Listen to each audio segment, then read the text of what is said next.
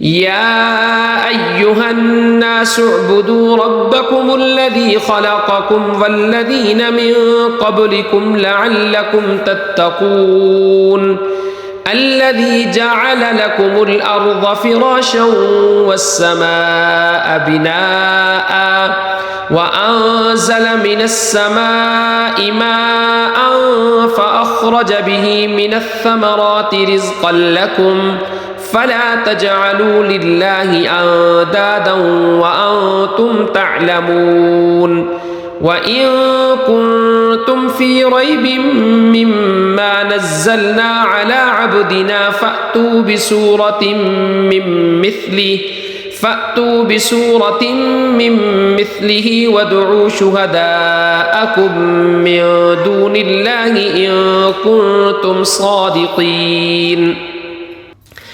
فإن لم تفعلوا ولن تفعلوا فاتقوا النار التي وقودها الناس والحجارة أعدت للكافرين وبشر الذين آمنوا وعملوا الصالحات أن لهم جنات تجري من تحتها الأنهار كلما رزقوا منها من ثمرة رزقا قالوا هذا الذي رزقنا من قبل وأتوا به متشابها ولهم فيها أزواج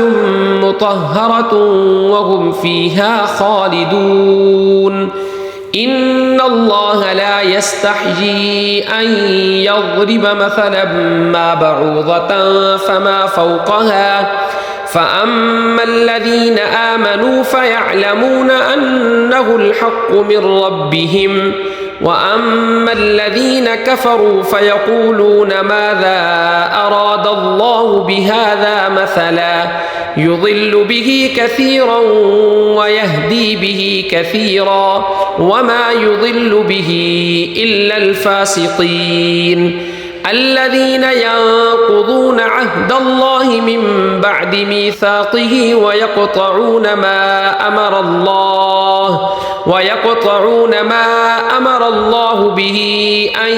يوصل ويفسدون في الأرض أولئك هم الخاسرون كيف تكفرون بالله وكنتم أمواتا فأحياكم ثم يميتكم ثم يحييكم ثم إليه ترجعون هو الذي خلق لكم ما في الأرض جميعا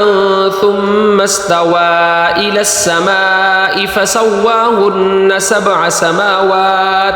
وهو بكل شيء عليم